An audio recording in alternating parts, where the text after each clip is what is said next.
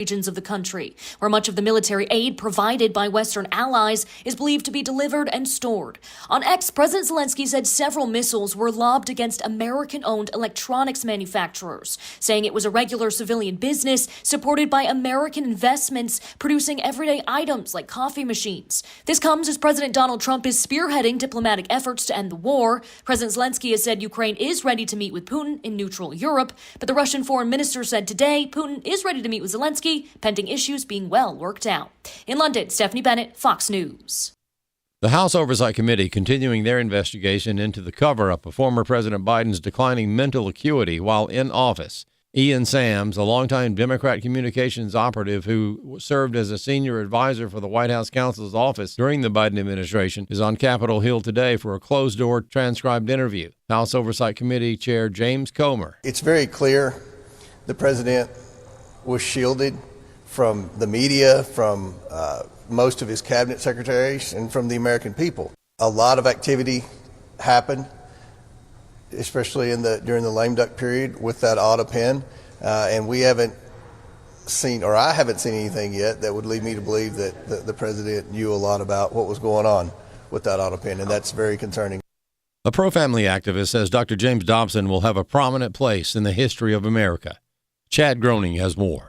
Dr. James Dobson, who is one of the most influential Christian leaders of the past half-century and a tireless advocate for the traditional family, passed away early this morning at the age of 89.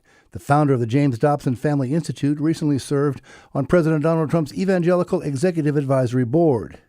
Gary Bauer serves as Senior Vice President of Public Policy at the Dr. James Dobson Family Institute. It was very sad to find out this morning that Dr. Dobson had passed on to be with the Lord. I've had a long working relationship with Dr. Dobson. We started the Family Research Council together. He was instrumental in the founding of so many different pro-family organizations. Bauer appreciates their relationship in recent years. I've had the pleasure to come alongside of him and help him at the James Dobson Family Institute as he began to suffer the ravages of age.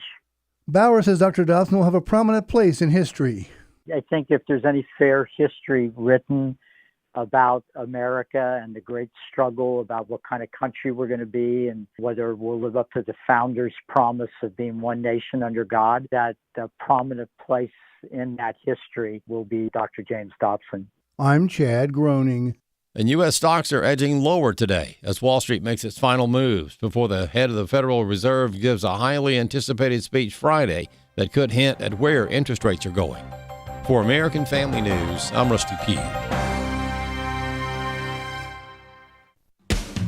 Coming up this weekend on The Stand Radio, pastor, author, and radio host Dr. Jeff Shreve will tell us how to expose and overcome the lies of our enemy. We need discernment, and it's not to discern between truth and error. It's to discern between right and almost right. The devil is the master at giving you what's almost right. The Stand Radio, Saturdays at 4 and Sundays at 8 p.m. Central on AFR.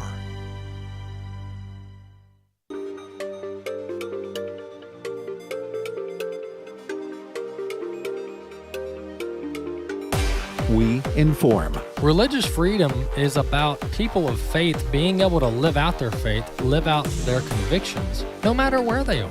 We equip. Sacred honor is the courage to speak truth, to live out your free speech.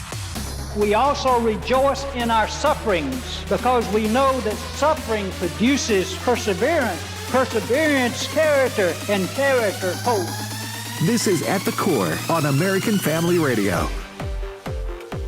Welcome to At the Core with Walker Wildmon and Rick Green. I'm Rick Green, America's Constitution Coach. Thanks for staying with me, or joining me, I should say. Hopefully you'll stay with me after our breaks today. Anyway, thanks for joining me on this Thursday.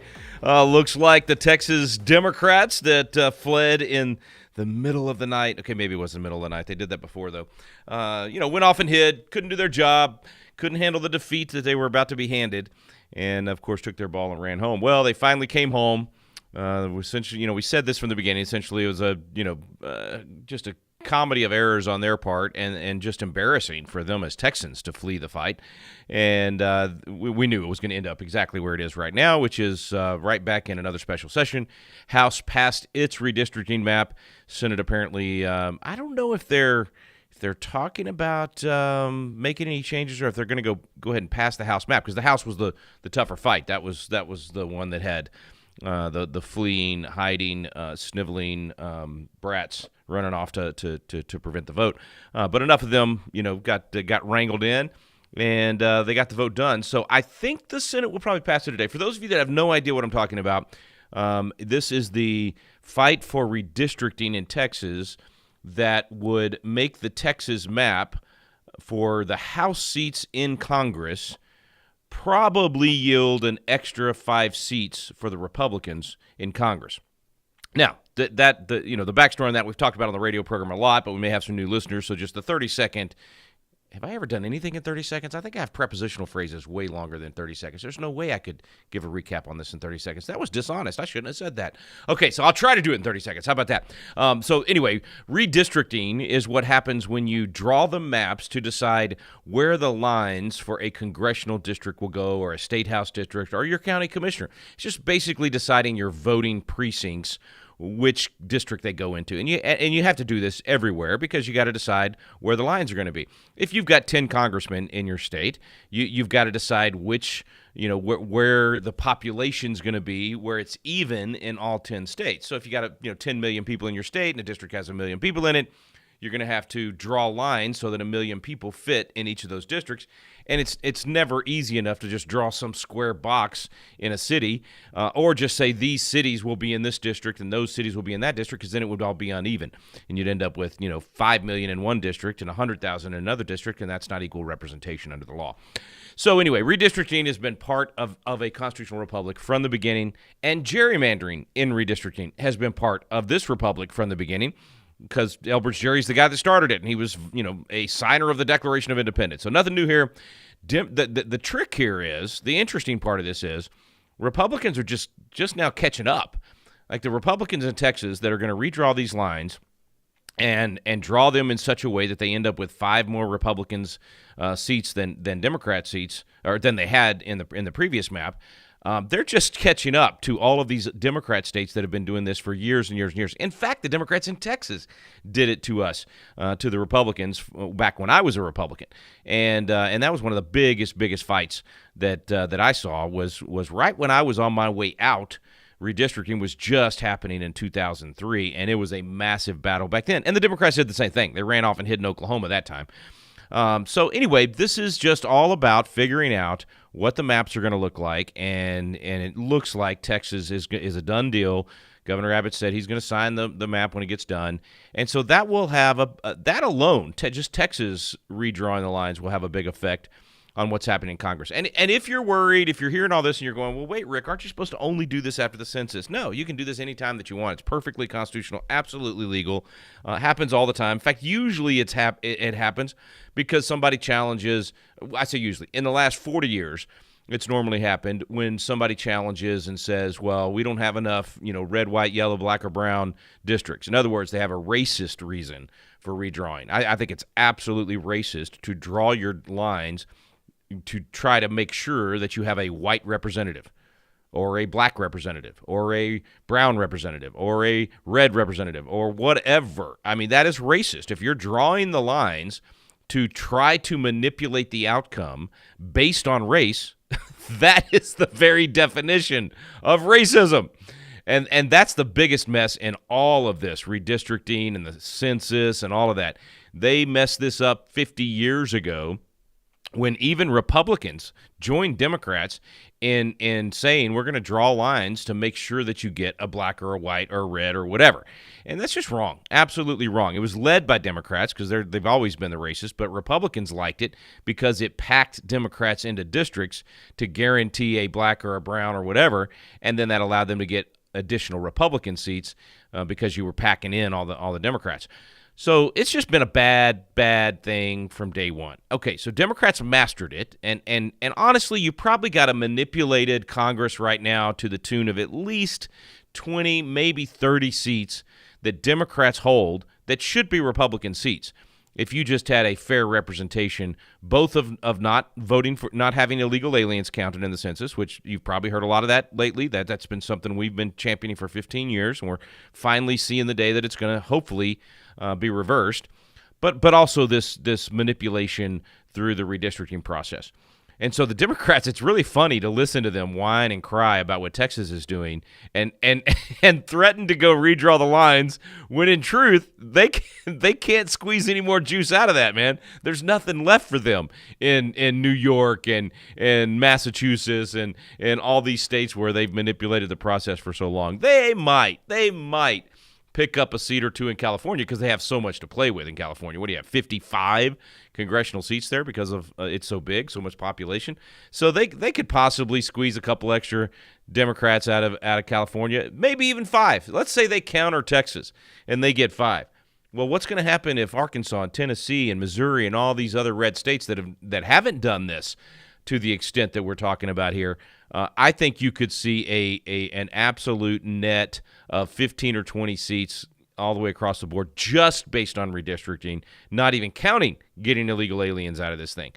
And so, and again, getting illegal aliens out actually cuts both ways. Not only does it hurt Democrats because it spreads out that vote, gets these blue cities where they've done sanctuary cities and invited illegals in, and they get to count them in the enumeration, and so they get more representation in Congress. Well, the trick is you take a state like Texas where you've got big blue cities like Houston and Dallas and San Antonio, and they've run those numbers up. Well, if you completely get rid of illegal aliens, Texas probably loses a couple of congressional seats because of the total population that you're not going to count in Texas. Even though it was going to blue areas and helping the Dems get more congressional seats, you actually have a net loss of congressional seats overall for Texas.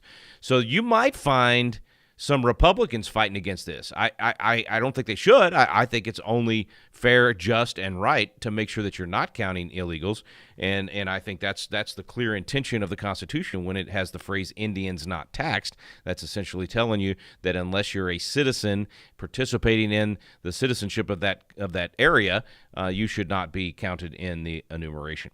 So likely in the long run, this will all lead to a constitutional amendment clarifying who should be counted in the enumeration. But that's in the long run. That's going to take a convention of states, which I'm fighting for a lot of other reasons as well. But this would be one of the things that could get accomplished there. But in the meantime, President Trump is going to the mat on this, as he should, and I think it's going to help.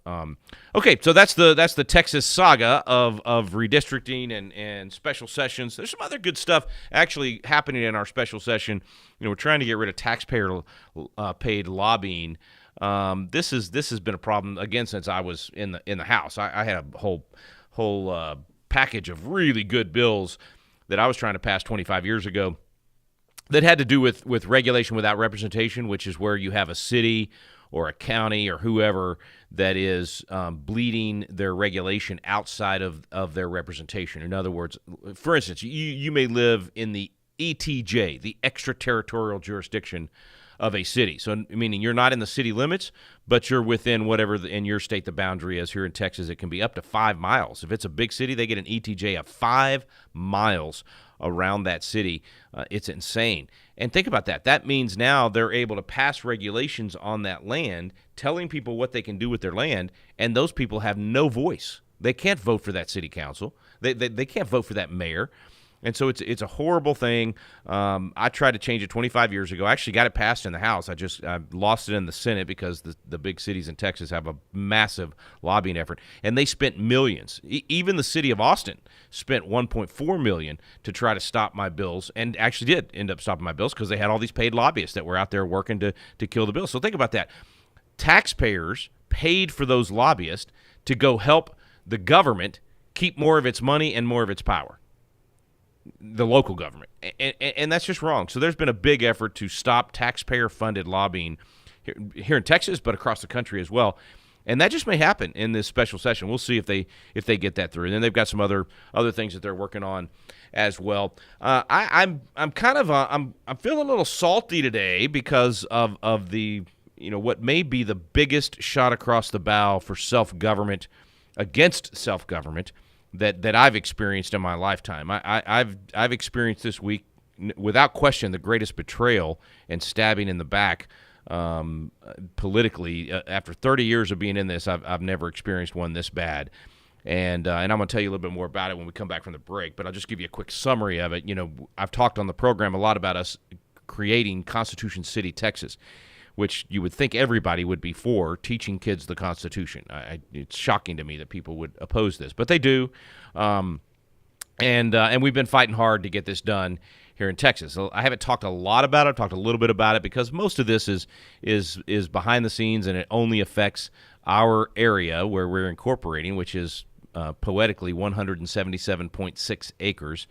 And so it's basically the Patriot Academy campus becoming a city. And in Texas, you get to do that if you have a certain number of people and you're no bigger than a certain area and all this stuff. And so we've done all that, and we met the statutory definition of inhabitants and all that good stuff. We did all this hard work over the last 6 months to make this happen. But unfortunately, the county judge gets the final say on ordering the election. It's a ministerial act. You literally just present the data, show the judge, and then he's supposed to just sign the order so that you can have the election. And you would, of course, want to err on the side of giving the people their voice and letting them choose whether or not to be a city at an election. You have to have the people that live within the boundaries of that city are the ones that should decide, and they have to vote for it, the ones that are registered voters. And everything was hunky-dory, good to go. We actually, the judge did something that you don't have to do, but he brought it to a vote for the county commissioners, had a public hearing, wanted everybody to have a voice. I don't know why other people outside of the area that's going to be Constitution City should have a voice. They shouldn't, but they got to, and it was all, everybody that testified was positive. The sheriff, everybody was like singing our praises, man, excited about Constitution City. And so the county commissioners voted 5-0 in favor. They voted for it, including the county judge, voted for it, congratulated us everybody's happy. We leave the courthouse a week ago, ready to roll, man. All I'm waiting on is that order, that piece of paper that would be signed ordering the election to take place in November. And I am not kidding you, in a week later, in the final hour of the deadline for ordering the election, literally with an hour left before the deadline, I get notice from this county judge that he's changed his mind. And now he says we're not even a community. I even sent him quotes from people whose lives have been changed because they live here and they're part of this community. Had sent that to him a week before, and not a week. No, I'm sorry. It was that over that weekend. But anyway, I don't want to go into too much detail. But the bottom line is we got stabbed in the back, and this politician changed his mind at the last minute. And so now Constitution City is delayed for a full year. And so instead of Constitution City being birthed and happening and beginning in the 250th of the country, and us being able to build Independence Hall and all the things we had planned within the city, we are now delayed for a whole year. So I'm feeling salty because this is anti-self-government, and it's a bunch of politicians deciding for the people what they get to do or not do instead of us being able to self-govern. So anyway, just a real negative setback for Patriot Academy, for our county, for our state, for the country.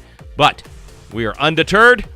We count it all joy when we experience various trials, and we're going to get right back in this fight, and we'll win in the long run. Stay with us. You're listening to At the Core with Walker Wildmon and Rick Green.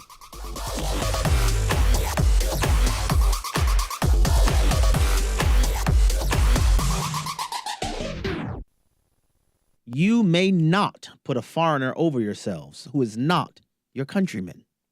My name is Abraham Hamilton III, and this is the Hamilton Minute. Representative Delia Ramirez of Illinois is an open borders Democrat who sits on the House of Representatives Border Security and Enforcement Subcommittee. That wouldn't be a big deal in and of itself, except that she recently made an appearance at the Second Pan American Congress, during which she said, in Spanish of course, "I am Guatemalan with much pride before I'm American." My wife helped me with the specific translation. How long can a nation survive when the people elected to serve the nation publicly express loyalty to other nations? There's a reason God prohibited Israel from having foreigners as kings. Listen each weekday from 5 to 6 p.m. Central for the Hamilton Corner with Abraham Hamilton III, public policy analyst for the American Family Association. Hey, I'm Brant, and her name is Sherry. Hello. She's a friend of mine whom we were just praying for because of a surgery she just went through. Yes, and I am very happy about something you actually talk about all the time, which is Medishare. That is right. Yeah. So what was your experience like with Medishare and the healthcare bills? Honestly, Brant, seamless. And what a blessing that is when you're already nervous about a health issue, which I was. Yeah. Members shared my expenses. There were zero problems. And let me tell you, having people pray with you when you call in with your need, that is just... It is refreshing. Yes, that's what it is. What I keep telling people, people love Medishare, and they love saving tons of money, too. The typical family can save $500 a month. I am very thankful for Medishare. It is so different, and I mean different in a very, very good way. It is good different. Call now. They're easy to talk to, and you can get a price within 2 minutes. Call 833-44-BIBLE. That's 833-44-BIBLE. 833-44-BIBLE. Hello, everyone. I'm Tim Wildmon, president of American Family Association and American Family Radio. Hey, we're going to the Holy Land on a tour in March of 2026. We can't wait to go back. My wife Allison and I have been leading these tours for over 2 decades, nearly 3 decades. And we're going in March of 2026 to Israel.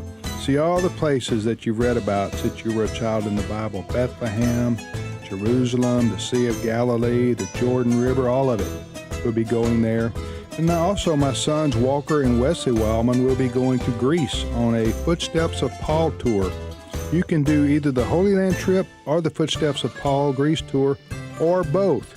For all the information on these tours, go to wildmongroup.com, WILDMON group.com, to get all the information on the 2026 March Israel and Greece tours. This is At the Core on American Family Radio with your host, Rick Green. Welcome back to At the Core with Walker Wildmon and Rick Green. Thanks for staying with me. I'm Rick Green, America's Constitution coach. And I may sound like I'm whining. I'm sorry. I shouldn't sound whiny about it. I should sound, if you're watching on camera, look into my eyes. Do I look undeterred? Do I look deterred? No, I'm undeterred. We're gonna get this done. I'm just a little bit salty because it's a needless delay. Now, what it does do, it's always good when your opposition has to out themselves, because in politics, people always play the game. Oh yeah, we're with you, man. They pat you on the back, and then the knives come out and they stab you in the back. And sometimes you don't know, or you can't prove that they're against you until they take a public stand against you. So in some ways that's good.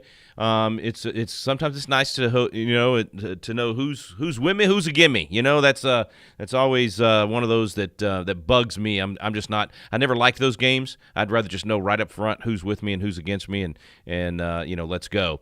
But in politics, it's usually muddy, and so in a way this helps us to know who's with us and who's against us, and we'll support those who are with us and oppose those who are against us. And we'll be a city. It'll either be on the ballot next May or next November, depending on a bunch of legal wrangling that has to take place now. But we'll eventually get there. It's just sad that here's what's sad about it. It slows down the mission. And so when you know what the mission is and you do things to slow that down, that means you're against the mission. Because the mission is to save the country, to save the republic, to educate people on the Constitution, to bring young people here and teach them how to be leaders. It's to raise up the generation that's going to actually restore biblical citizenship and restore good policy that produces a good nation. It's just restoring the secret sauce of America. It's literally making America great again, and I think that might be the problem. There are people that actually don't want to make America great again. There are people that actually hate their own country, or they buy into this mamsy-pamsy, they don't want to be pro-America because somehow that's putting somebody else down. They think patriotism is a bad thing. They think that somehow, you're a and they make up their terms, right? Like there's all kinds of headlines about Constitution City over the last week or so. Christian nationalist camp, that's all this junk, just total junk. They make up these terms. In fact, I had a little bit of fun week before last, when the opposition first started, which the opposition to us started, really in earnest just a few days before this thing went public for the commissioner's court, and it was, it's definitely political games. It's definitely people that they don't like how conservative we are. They don't like how biblical we are. That's really what they dislike. They hate the fact that we do not shy away from our biblical foundations. They hate the fact that we call it biblical citizenship. And so anyway, there was a bunch of nonsense that went out and false information that went out about us.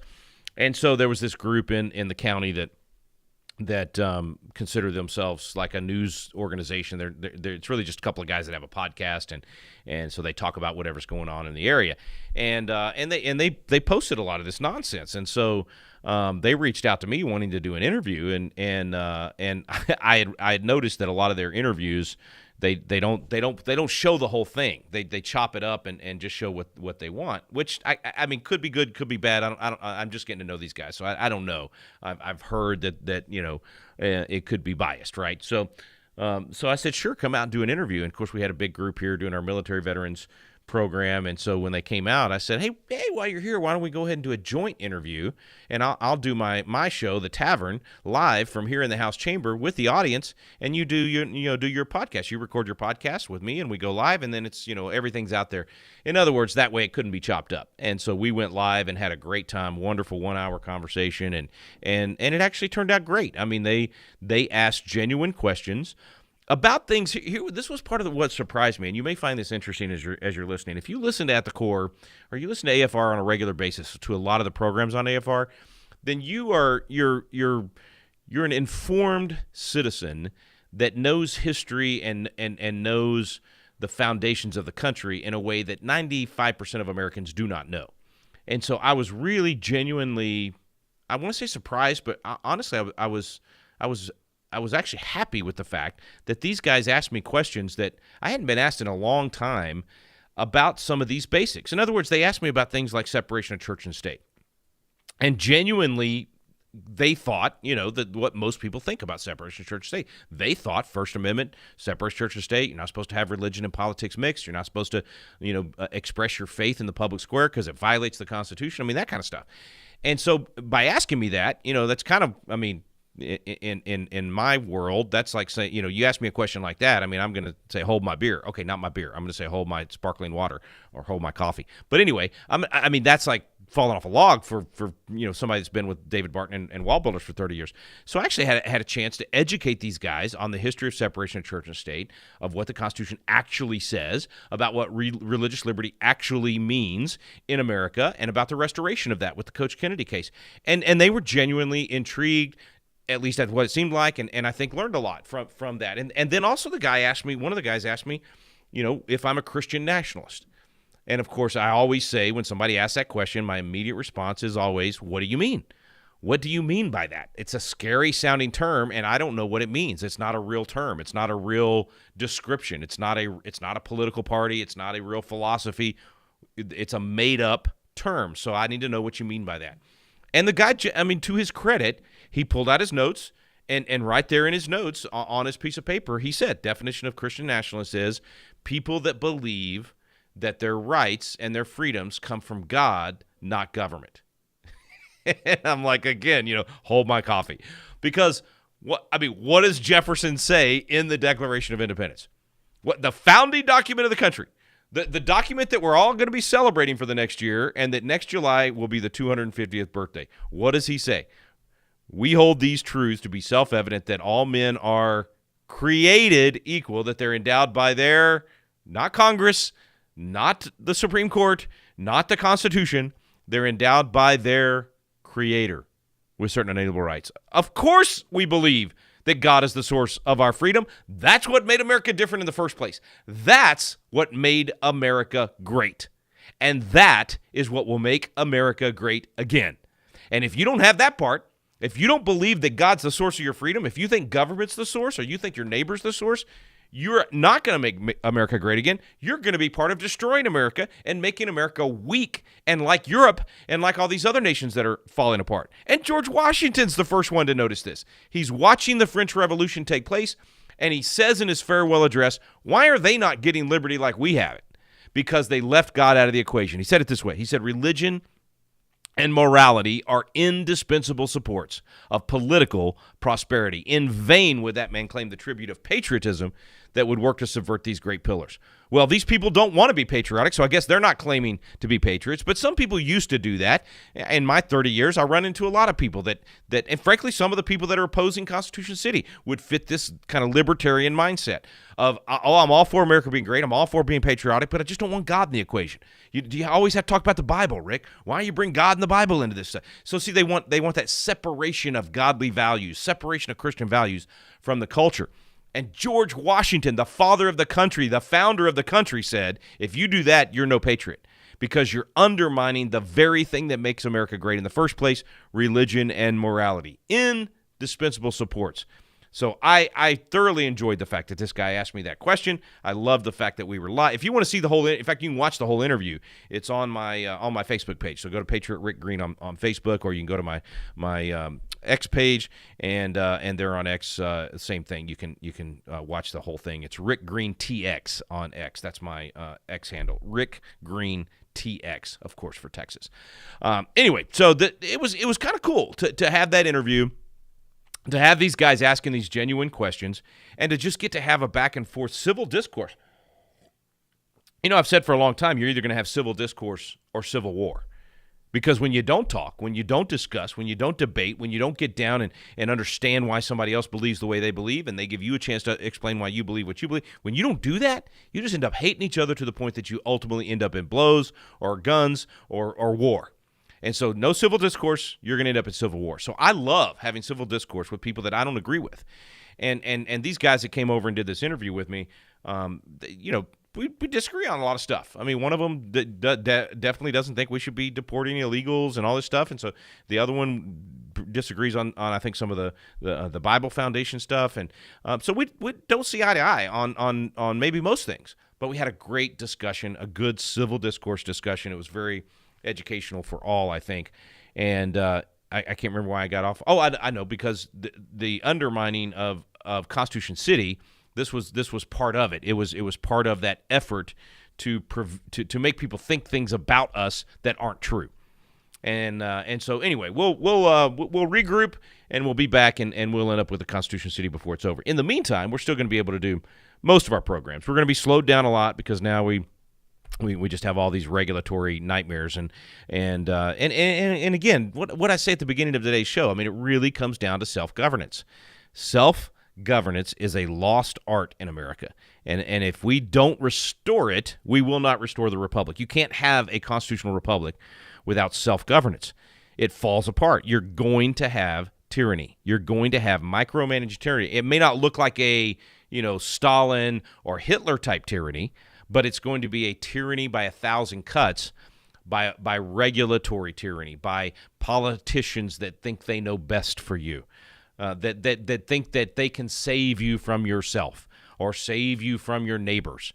And so these politicians that have that mindset of not being for self-government, therefore government by them, they think they know better than everybody else, and they want to use the power of government to tell you what to do with your land, to tell you where to put your driveway, to tell you how to build, your houses. They want to tell you how you can raise your children. They certainly want to tell you about your health care and micromanage your health care for you and force you to take all these jabs. And, that's just the mindset. And so if you don't self-govern, if you don't have a constitution that protects self-government, if you don't elect people that trust you to self-govern, which means you're going to mess up, which means people are going to do stupid things.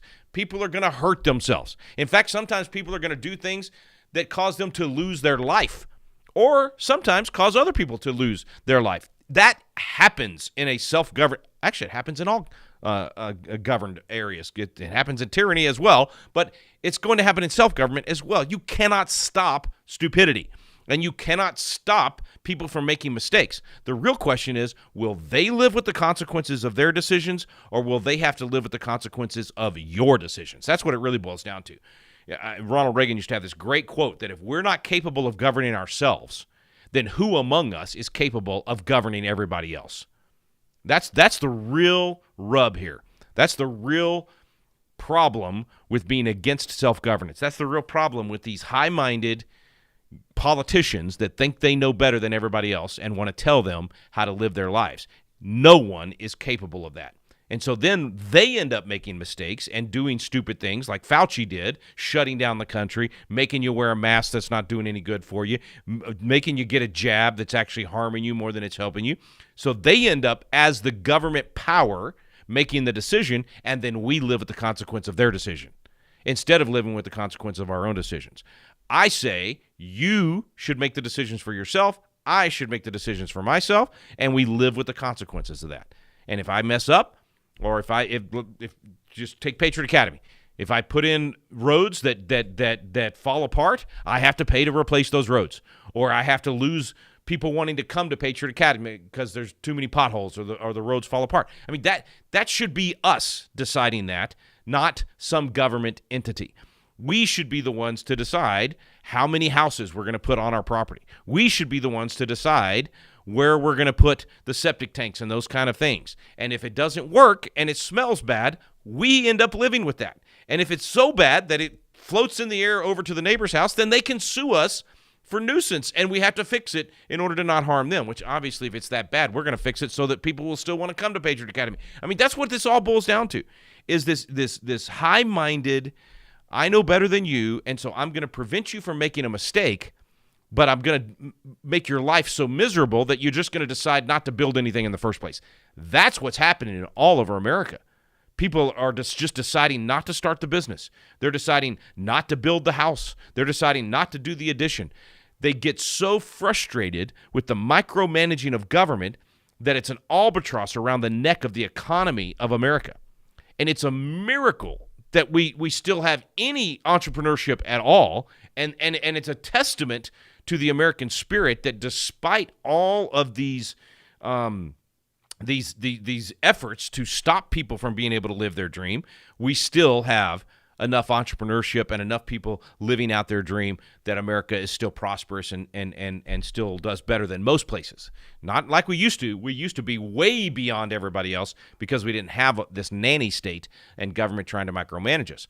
If we could get the boot of government off the neck of the American people, our economy would skyrocket. You would see entrepreneurship like crazy.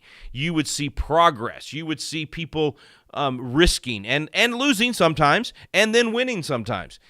And that's the spirit that made America great in the first place. So do you want America to be great again or not? If you don't, then just keep doing this no self-government. It's all about civil government instead of self-government. We even use that terminology. My friend Paul Blair is a pastor out of Oklahoma, and I was just doing a Liberty Pastors event with him a couple of days ago, and I was watching his presentation, and it was so good. And he said, it's not civil government. Everybody thinks government's all about civil government. No, it starts with self-government, and then it's family government, and then it's church government, and then it's civil government. We should be making most of the decisions ourselves, and then out to the family, and then out to the church and the neighborhood, and then you have county government or city and county and state and federal government. That's the way it used to work in America. We got to get it back to that. We inversed it. We let the government decide all this stuff for us, and it's created a mess. And it's going to take us turning it around at the local level. That's why Rebuilding Liberty is all about you and I taking local action steps. So maybe this loss of Constitution City or delay for a year will help us do that. We're going to do more local government. We'll set the example for you, and then you do it in your home and your neighborhood. All right, we'll be right back. You're listening to At the Core.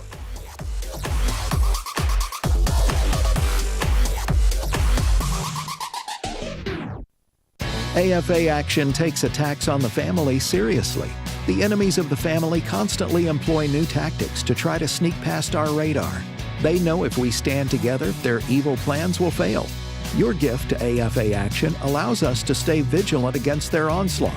And if you give this month, you'll receive access to the Cultural Institute video When Your Faith is Illegal by Frank Harbor on AFA Stream as our thanks. You can make your gift today at afaaction.net. If we lose this cultural war, we're going to have a hedonistic, humanistic society.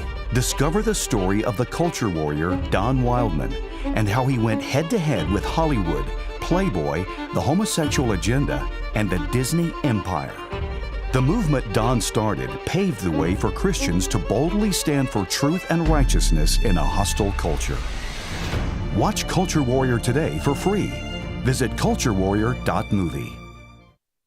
The following is not an actor, but a real-life story from Trinity Debt Management. I'm Claire from Trinity Debt Management. I'm a counselor, and the reason that I love working for Trinity is because I get to help folks with one of the hardest problems a family can face, and that's financial difficulties. In this day and age, everything is going up. You have higher utilities, higher grocery bills, higher fuel, and those credit card interest rates have gone up as well. We can help you with that. We can help you get lower interest rates, lower monthly payments. In just a few minutes, we put together a plan that gets you out of debt and keeps you out of debt.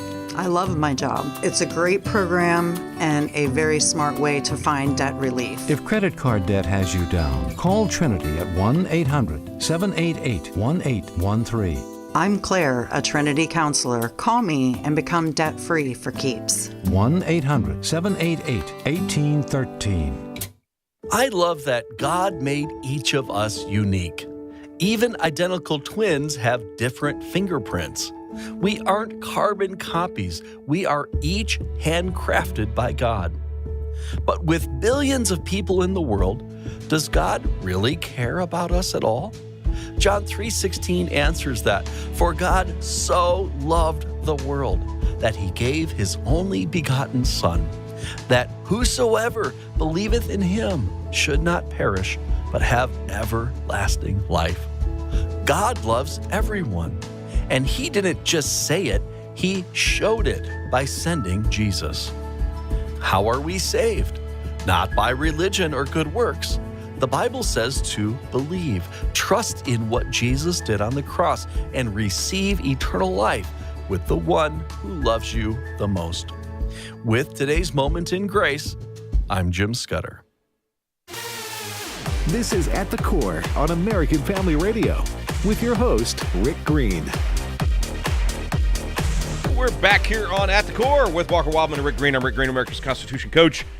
And we've been talking about self-governance today. You know, this question, who decides? That's how we teach our Patriot Academy students. We teach them all, obviously a lot of history and Constitution and biblical perspective and all those things. But it really, you can boil it down to that question, who decides? Every policy debate, every piece of legislation, every decision by a public servant, it comes down to who decides. So if you're passing a bill to create some sort of licensing for, let's take an absurd example. We have licensing for being able to braid hair. Yeah, you got to get a license. You got to go to some sort of beautician school to be able to braid hair, and the government is not going to let you do that until you go through this program that, of course, the people that benefit and profit from the school you got to go to be able to do this are the ones that push through the legislation. And the other people that braid hair that already have the license, of course they want that legislation to pass because now there's fewer people that can braid hair. There's fewer competition, fewer people that are going to compete with them in their neighborhood, right? Okay, so if you have to have a license to braid hair, or let's say you're going to create that. Let's say you see this in another state and you think this is a good thing, so as a legislator you're going to pass it. Well, what you're doing with that legislation is you're changing the answer to the question, who decides where you can go to get your hair braided? The answer to that used to be and should be, you decide. So if your cousin braids hair really well and only charges you whatever, what do they charge for braiding? I don't even know what they charge. Anyway, why did I pick braiding hair? I must be losing my mind. Anyway, this was actually a fight here in Texas a few years ago. That's why. If your cousin does that and charges $10 or $20 or whatever, and you want to go to them and pay them $20 to do that, then that should be the answer to the question, who decides where you go to braid your hair, should be you. And who decides whether or not they want to be in the business of braiding hair should be the person that's deciding whether or not they want to be in the business to braid hair. But when you pass this legislation, now who decides? Some government agency. Some nameless, faceless bureaucrat is now going to decide whether or not you check all the boxes with your braiding hair braiding education, whatever. And so now we create another bureaucracy and another government employee that gets to decide the fate of your hair. Okay, that sounds silly, sounds ridiculous, but now multiply that and move that into every area of your life. making clothes, painting a car, doing mechanic work, doing you name it. I mean, now we license everything, and that moves the decision-making power over to a bureaucrat. Now think about it in the same way. Who decides whether or not you should be able to build a guest house on your property for your mother-in-law or your son who's getting married and they want to live next door to you and be on the same property and be able to spend time and raise their grandkids right next door to you? Who should decide whether or not you can build that guest house next to your house or add on to your house? Or even if you want to add 3 of those guest houses, maybe you want to have all your kids. I used to have a great family compound in Dripping Springs, Texas. Carrie and I we spent 30 years building up that place, and we were very, very blessed to have all 4 of our kids living there, grandkids right there, come over and play with Gigi and Poppy every day. I mean, it was awesome. We moved only for the purpose of the Patriot Academy mission. Saving the Republic became important enough that we gave up everything that we had built for decades to move it to a 600-square-foot cottage. I know that sounds crazy, but we did it. And so you can imagine, we threw away a lot of stuff, gave a lot of stuff to Goodwill. Yeah. Anyway, but we gave up the family compound to do that. But I'm just telling you, it was a blessing to have that. So if you wanted to do that, depending on where you live in the country, you would not get to just decide to do that. Even if you had the money to build that little, 600 square foot or 1,000 square foot guest house for mom-in-law or kids or whatever, you don't get to just do that. No. You got to go ask permission of your government overlords. You got to go lay out all your plans for them and let some nameless, faceless bureaucrat engineer tell you whether or not your plans meet their requirements for what your kids should live in or your mother-in-law should live in. And if they don't, you get to go redraw them again, and you may have to add all kinds of stuff to your little guest house that you were going to build to meet the bureaucrats' requirements for you instead of what's actually best for you and your family. And I know you might be out there saying, yeah, but what if somebody doesn't know what they're doing and they build a house that has leaky plumbing? Okay. Well, what if? What if that happens? Who lives with the consequence of that? The people that built the house, the people that are using the house. They're the ones that live with the consequence with that. They're the ones that have to fix it. They're the ones that will care more than anyone else on the planet that plumbing is good. I care more about my property than anyone else on the planet.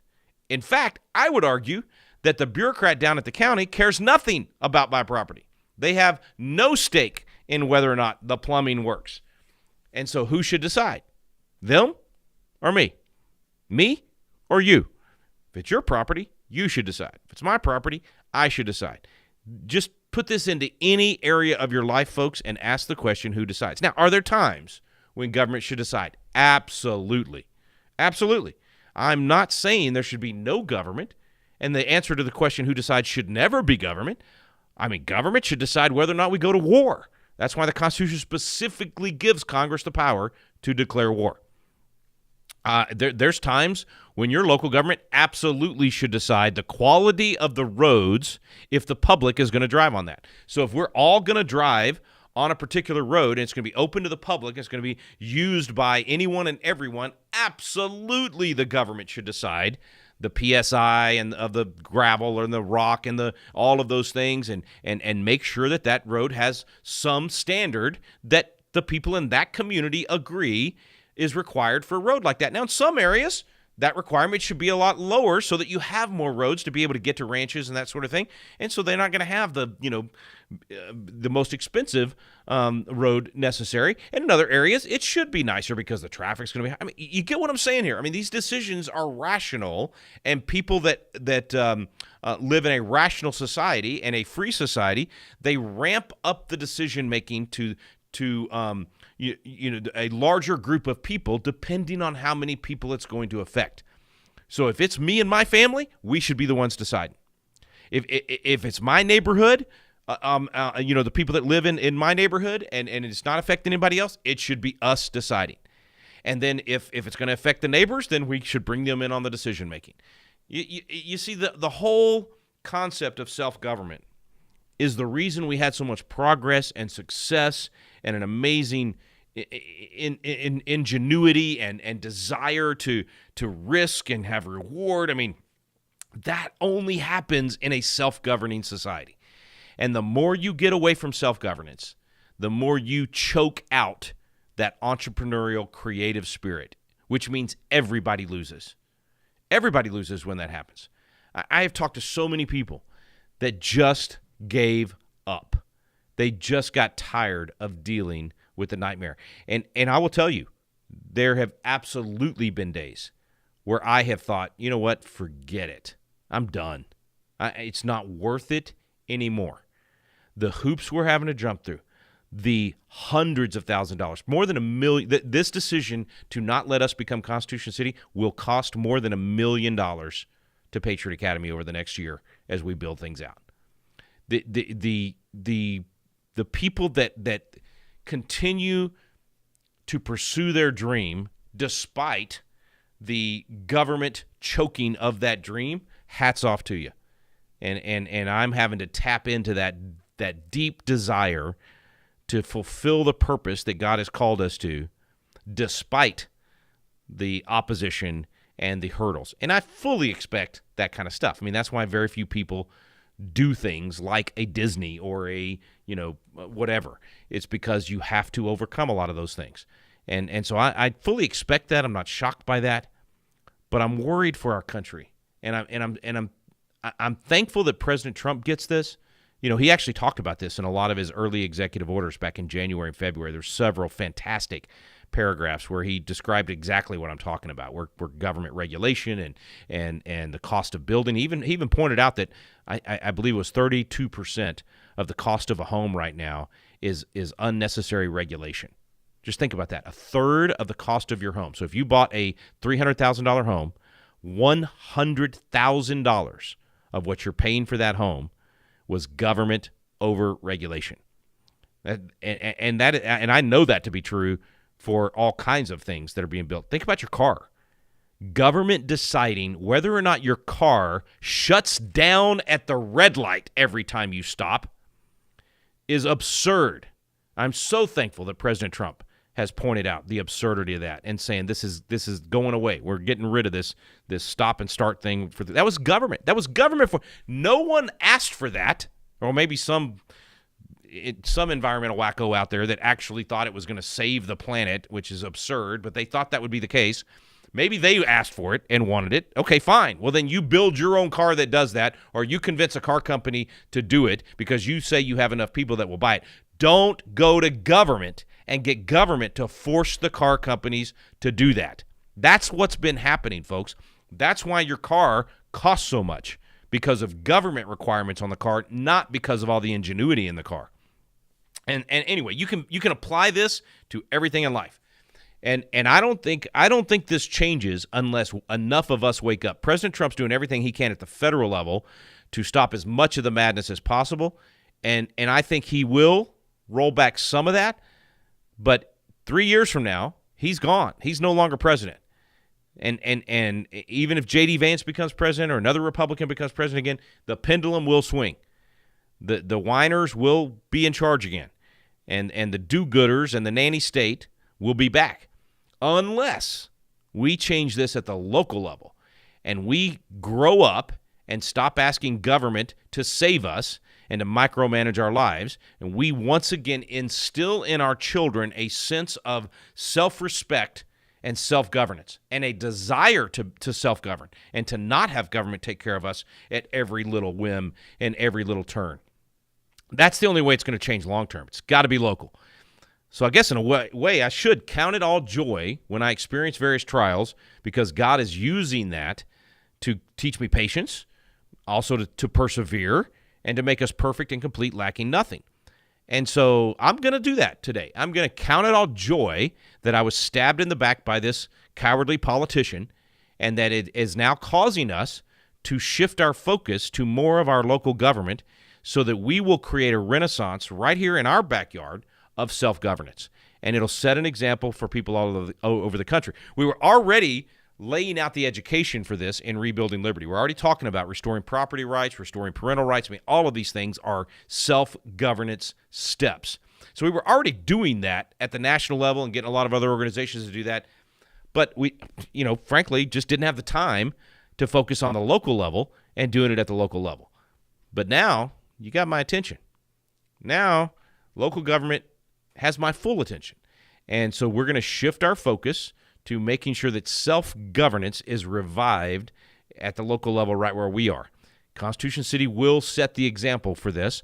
Unfortunately, we're going to have to broaden our scope to be more than just Constitution City at the local level, and it'll be good for the country because we'll set the example right here. Self-governance is going to happen again, certainly in our community, in our county, and in our state of Texas. I hope you'll do the same in your community, in your state.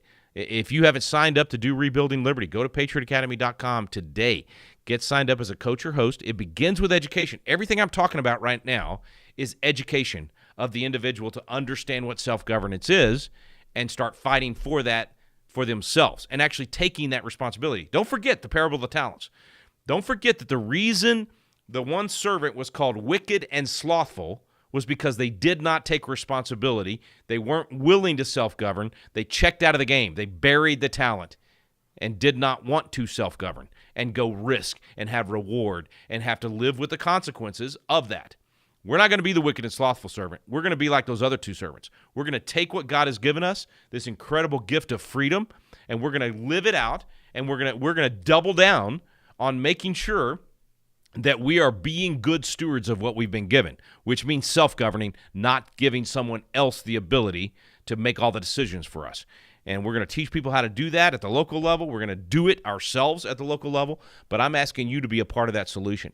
Begin to self-govern today. If we're going to rebuild liberty, one of those bricks, maybe the most important brick for it to work, is self-governance. Now, you got to know how to do that biblically. You got to be a biblical citizen to self-govern. You got to be a biblical citizen to treat your neighbor the way that you want to be treated. You got to be a biblical citizen to understand why it's wrong to steal and murder and lie and all the other things that we used to teach with the Ten Commandments. Probably should have talked about that those local judges shutting down the Ten Commandments efforts in Arkansas and Texas. Well, they didn't shut them down. They're delaying it, just like they're delaying Constitution City. But they're delaying getting the Ten Commandments back in the classroom. That's okay. Hey, we're ready. We're ready. We'll win those battles as well. But you got to get educated. You got to get equipped. You got to know what you're fighting for. So patriotacademy.com, get signed up for our Rebuilding Liberty courses, become a Constitution coach, and become a part of the solution. Walker Wildmon will be with you tomorrow and on Monday, and then I'll be back with you on Tuesday. Have a fantastic rest of your week. I'm Rick Green. You've been listening to At the Core with Walker Wildmon and Rick Green.